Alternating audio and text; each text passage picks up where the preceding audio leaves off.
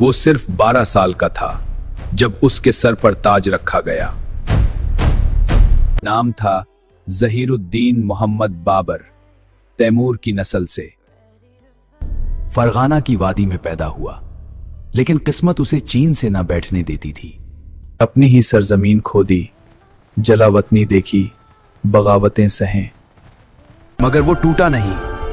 जलावतनी ने उसे कमजोर नहीं मजबूत बनाया, जहां से एक नई सल्तनत ने जन्म लिया। काबुल अब उसके कदमों में था, लेकिन उसकी नजर हुदूद पर नहीं रुकी।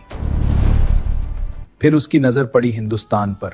1526 वो खैबर के दरे से गुजरा। सामने था इब्राहिम लोधी, एक अजीम फौज के साथ।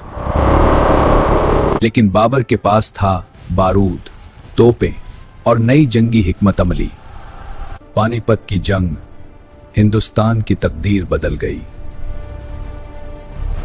लोधी मारा गया और दिल्ली का दरवाजा खुल गया।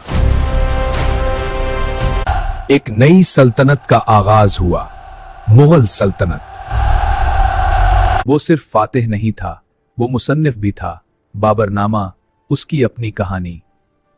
एक जिला वतन लड़का हिंदुस्तान का शहंशाह बन गया। ये थी बाबर की तकदीर।